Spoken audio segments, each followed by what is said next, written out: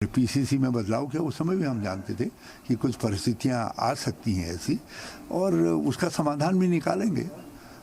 इनमें से जितने लोग हैं उन सब का विश्वास सोनिया जी में है, राहुल जी में है, तो इसलिए कहीं कोई दिक्कत नहीं है।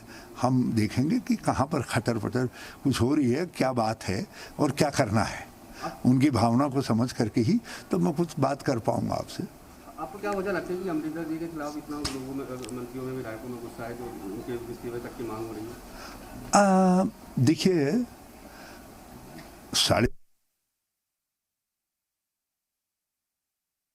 आपसे मिलने आ रही है, आपको इसकी जानकारी? ये कमेटी नहीं है, कुछ लोग आ रहे हैं, उनके कुछ लोग बैठे होंगे, उन्होंने कहा भाई इतने लोग चले जाओ मिलने के लिए, क्योंकि उनको मालूम है मेरे घर में दिल में कितना ही स्थान हो लेकिन घर छोटा है। सर, आपको क्या लगता है जिस तरीके से दिल्ली हाईकमान तक पहले सब लोग पहुंचे हैं, तो 12 से वो बगावती सुर कल पंजाब में फिर देखने को मिले, आपको लगता है ये चीज़ें हल होंगी?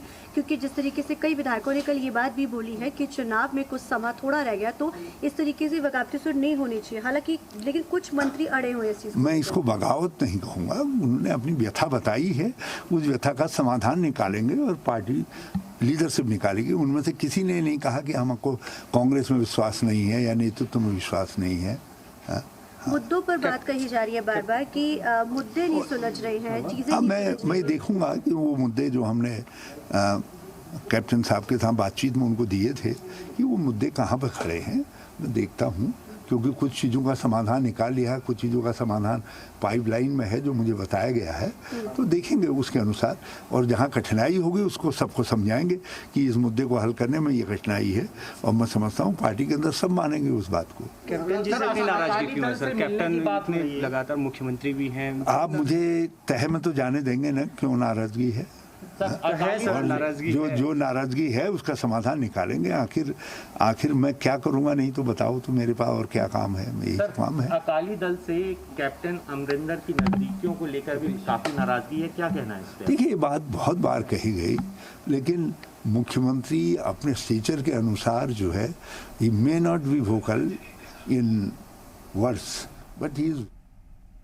ਸੋ ਹਰੀਸ਼ ਰਾਵਤ ਹੋਰਾਂ ਨੂੰ ਤੁਸੀਂ ਸੁਣ ਰਹੇ ਸੀ। ਇਹਨਾਂ ਦੇ ਨਾਲ ਹੀ ਮਿਲਣ ਦੇ ਲਈ ਚੰਡੀਗੜ੍ਹ ਤੋਂ ਵਫਦ ਰਵਾਨਾ ਹੋਇਆ ਤੇ ਦੇਹਰਾਦੂਨ ਪਹੁੰਚ ਗਿਆ। ਸਾਡੇ ਸਹਿਯੋਗੀ ਸਾਡੇ ਨਾਲ ਦੇਹਰਾਦੂਨ ਤੋਂ ਜੁੜ ਚੁੱਕੇ ਨੇ, ਸਿੱਧੇ ਉਹਨਾਂ ਦਾ ਰੁਖ ਕਰਾਂਗੇ। ਤੇ ਮਨੀਸ਼, ਤੁਹਾਡੇ ਤੋਂ ਇਹ ਜਾਣਨਾ, ਮਯੰਕ ਸਾਡੇ ਨਾਲ ਜੁੜੇ ਨੇ, ਮਾਫ ਕਰਨਾ ਮਯੰਕ, ਤੁਹਾਡੇ ਤੋਂ ਇਹ ਜਾਣਨਾ ਚਾਹਾਂਗੇ ਕਿ ਕੁਝ ਅਪਡੇਟਸ ਇਸ ਹੋਣ ਵਾਲੀ ਮੀਟਿੰਗ ਨੂੰ ਲੈ ਕੇ ਨੇ। ਵਫਦ ਉੱਥੇ ਪਹੁੰਚ ਚੁੱਕਿਆ ਹੈ, ਮੀਟਿੰਗ ਹੋਏਗੀ, किस तरह के हल की उम्मीद करते हैं? देखिए, बड़ी उम्मीदों के साथ जो पंजाब से 4 मंत्री और कुछ विधायक यहाँ पे आए हुए हैं।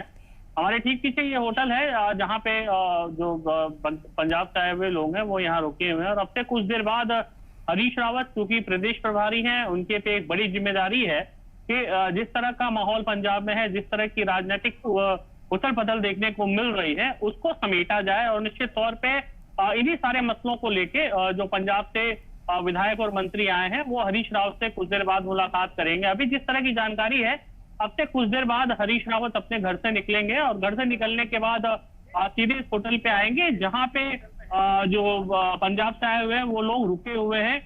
कुल मिला के कोशिश हरीश रावत की यही होगी कि किसी तरह से जो एक विवाद चल रहा है वहां पे कैप्टन अमरिंदर वर्सेज सिद्धू, उसको दूर किया जा सके, क्योंकि कहीं ना कहीं जो नुकसान है वो कांग्रेस को है। और कांग्रेस कहती तो इसे अपने यहाँ के एक लोकतांत्रिक लड़ाई है कि हमारी पार्टी में सब चलता रहता है, लेकिन हालात जिस तरह से पंजाब में बदले हैं, निश्चित तौर पे हरीश रावत के लिए भी चुनौती होगी कि वो इन हालात का पटाक्षेप कर पाए और सभी को एक साथ लेके आए।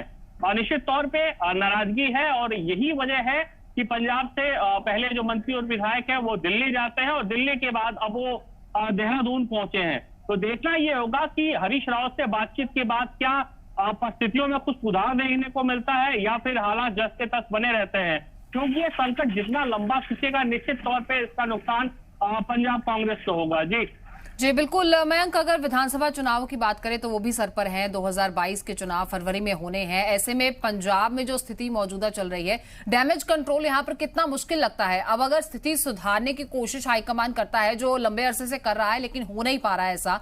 एक समय ऐसा भी था जब हरीश रावत ने खुद ने इस तमाम मामलों से दूरी बना ली थी, सेहत का हवाला देते हुए। हालांकि आज वो मुलाकात जरूर कर रहे हैं, बैठक जरूर कर रहे हैं, लेकिन क्या लगता है कि जितना रायता फैल चुका है उसको समेटने में कितना समय हाईकमान को लगेगा, और क्या उतना समय है भी पंजाब कांग्रेस के पास? बिल्कुल बिल्कुल। देखिए, जो सबसे बड़ा चैलेंज है कांग्रेस के सामने वो 2022 का विधानसभा चुनाव है। और अगर हरीश रावत इस मामले को निपटा लेने में या फिर इसको सॉल्व आउट करने में सफल रहते हैं तो निश्चित तौर पे कांग्रेस के लिए भी एक मैसेज जाएगा कि तमाम चुनौतियों के बाद कांग्रेस ने अपने अंदर जो कमियां थी, जो अपने अंदर एक लड़ाई झगड़े की स्थिति थी, उसको दूर कर लिया है। लेकिन एक बहुत बड़ा चैलेंज है कांग्रेस में, ये हमेशा हम कई राज्यों में देख चुके हैं। हम खुद उत्तराखंड की बात करें तो हम 2016 में देख चुके हैं किस तरह से यहाँ पे सत्ता परिवर्तन हुआ था। क्योंकि हरीश रावत इन चीजों के माहिर हैं, उनको मालूम है कि कैसे चीजों को सॉल्व आउट किया सकता है, कैसे इन परिस्थितियों से बच के निकला जा सकता है। तो निश्चित तौर पे इसीलिए जो विधायक और मंत्री हैं वो यहाँ पे आए हुए हैं कि संभवतः हरीश रावत के पास तो वो रास्ता होगा, वो विकल्प होगा जिसका इस्तेमाल करते हुए वो जो राजनीतिक गतिविधियां चल रही हैं पंजाब के अंदर, खास तौर पे कांग्रेस के लिए, उसको दूर कर सकते हैं। और कहीं ना कहीं हरीश रावत का भी एक टेस्ट है कि वो किस तरह से इन चीजों को सफलतापूर्वक संपन्न करा पाते हैं। क्योंकि इससे पहले जब भी पंजाब में विवाद की स्थिति आई, हरीश रावत ने लीड किया वहां पे और चीजों को कोशिश की मैनेज करने की। और यही वजह है कि एक बार फिर से जो पंजाब के कद्दावर मंत्री हैं या फिर विधायक हैं वो यहाँ देहरादून पहुंचे और बड़ी उम्मीद के साथ यहाँ आए हैं कि चीजों को किसी तरह से सॉल्व किया जा सके। क्योंकि सॉल्व अगर नहीं होता है तो 2022 का जो चुनाव है पंजाब में होना है वो कहीं ना कहीं कांग्रेस के लिए नुकसानदायक साबित हो सकता है। जी बिल्कुल, यही देखना होगा कि जितना राजनीतिक सफर उनका रहा है, जितना अनुभव रहा है पंजाब में, वो कितना को कारगर जो है वो आने वाले समय में दिखेगा। आपके पास लौटूंगी मयंक, लेकिन हरीश रावत साहब के कुछ बयान सामने आए हैं, वो भी तो सुना दें।